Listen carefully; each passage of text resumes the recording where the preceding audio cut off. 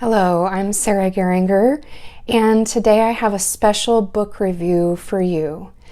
It is by my personal friend, Dr. Michelle Bengtson, and I've read several of her books, and I think this is my favorite one to date. It's called The Hem of His Garment. It published today, August 1st, but because I was on the launch team, I got to read it earlier. And I'm telling you, this book is very powerful. It's so affirming and validating. I think that's the most powerful part about it. You're not going to find this much honesty about painful experiences in most Christian books. So if you're going through something really difficult, this is the book for you. So before I read you some of my favorite passages, I wanted to let you know that I have a special offer for you.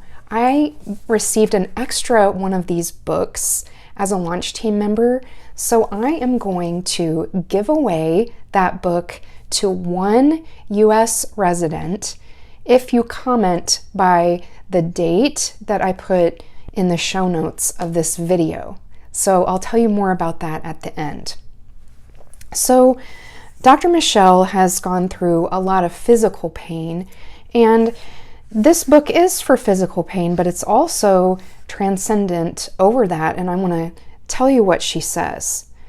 She writes, God isn't just the God of heavenly thrones, churches, Bible studies, prayer meetings, and revivals. He's also the God of chemotherapy chairs, overdrawn bank accounts, prodigal children, empty chairs at holiday dinners, bathroom floors, broken hearts, and tear-stained pillows. He's a God who stoops and bends his ear to listen to our heartfelt cries.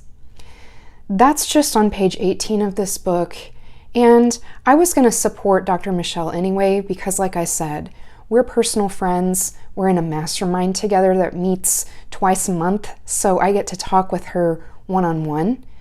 But because I've gone through such a painful divorce and the loss of several extended family relationships in the past year, those words just rang out to me.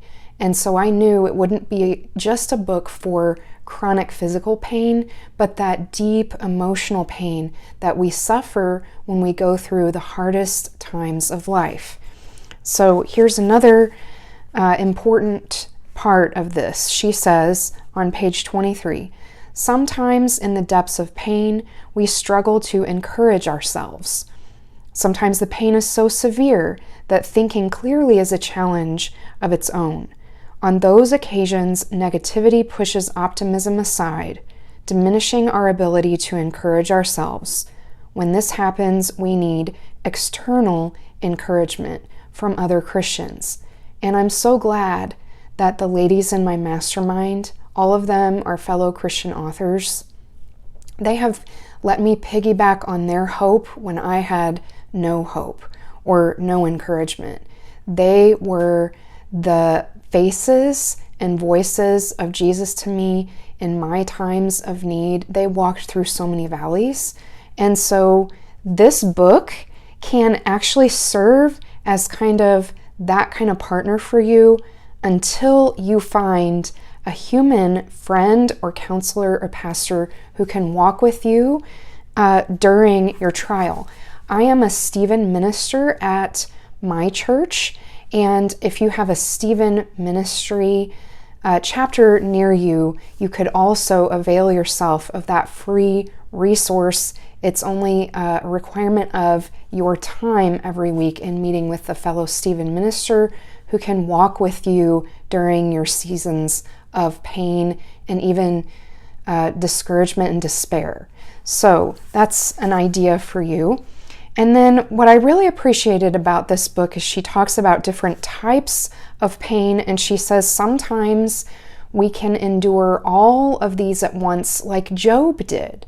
So there is physical pain, emotional pain, spiritual pain, financial pain, relational pain, and grief, and then also secondary pain, which She says, is the painful experience caused by the words or actions of others, either intentional or unintentional, that worsens the pain we already fight.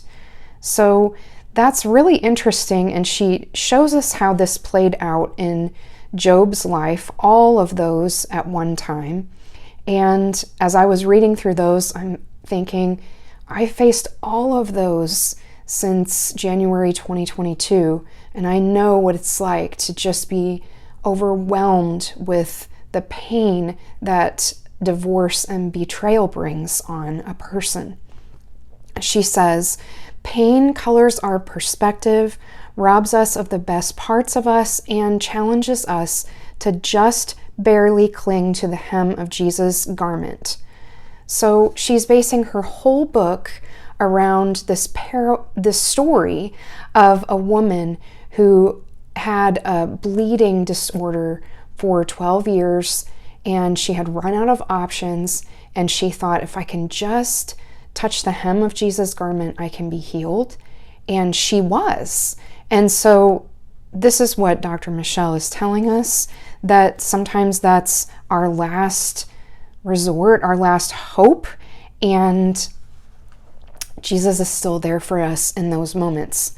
I wanted to read this portion because this one really shows how, even though she's a psychologist and an experienced author, she knows exactly what the hardest kind of suffering feels like, and she talks to you right on the same level where you're at. She says, when the pain gets this severe, I either want Jesus to heal me or take me home with him. I remember expressing this angst through tears to a friend on multiple occasions when I believed I neither could nor wanted to go on in such a state of despair. We prayed for days, weeks, months, and then years, and yet the pain continued to worsen and consume more of each day. Some days it didn't even allow me time to be upright or out of bed. And I'm going to skip down. Didn't he care as much about me as he does about the people that I'm supposed to comfort through my book? In some ways, when I couldn't lift my head for the pain, I considered Jesus lucky. His earthly ministry lasted 3 years. He endured greater suffering than I ever could, but he knew his pain on this earth was time limited. I had no idea when or if my pain would ever end. And I relate to that because there was a point this past winter when I told God, I don't really see the point of my suffering, and you had a purpose. Jesus, you knew when you came to earth it was to save all mankind. I don't see the purpose in my suffering. And you know what God told me in that moment that I heard in that still small voice that he uses? He said, that's a valid question. He didn't elaborate on it, but I think I'm getting that same feeling from Dr. Michelle in what she said. And she says, during the dark nights of my soul, I really didn't want to go on if it meant waking up each day in the same condition as when I'd laid my head down the night before. The nights were long and most certainly lonely and despairing as the enemy's taunts filled my room. This is what the devil said to her.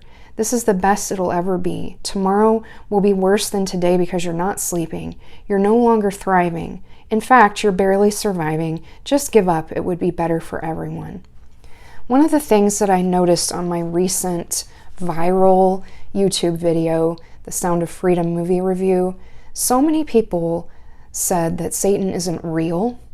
Well, I would just say, if you've been a Christian for even a short period of time and you've been involved in a struggle, you've heard things like that in your head. You might have thought those were from you, and sometimes they are, but sometimes they are whispers from the devil himself trying to discourage or distract or defeat you. And we have to fight back with the power of God's word, just like Jesus did in his temptation time. But I'm just really glad that she was that honest when she talked about her own temptations to give up in her thoughts. Just a couple more quotes for you.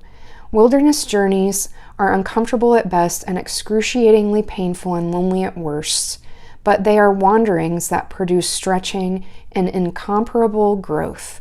It's in the wilderness where God most has our attention to teach us to depend on Him rather than ourselves or others. So, like me, I'm in a wilderness season right now. I really don't understand everything about it, and I don't know how long it's going to last. And I have to read things like that to trust that God has a plan and a purpose for me. And He's teaching me things in this season that's painful that I can't learn otherwise. And Dr. Michelle affirms that in her book. Last one that I'm going to quote.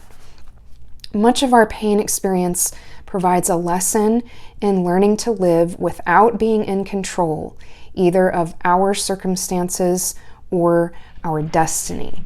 And she says, when we look at Job and all the pain he endured, we see that despite his earnest pleas and desperation, God never answered his questions directly. Instead, God opened Job's eyes to a greater appreciation of God's power, majesty, and character. So I am right at halfway through this book, and I can't wait to finish the rest.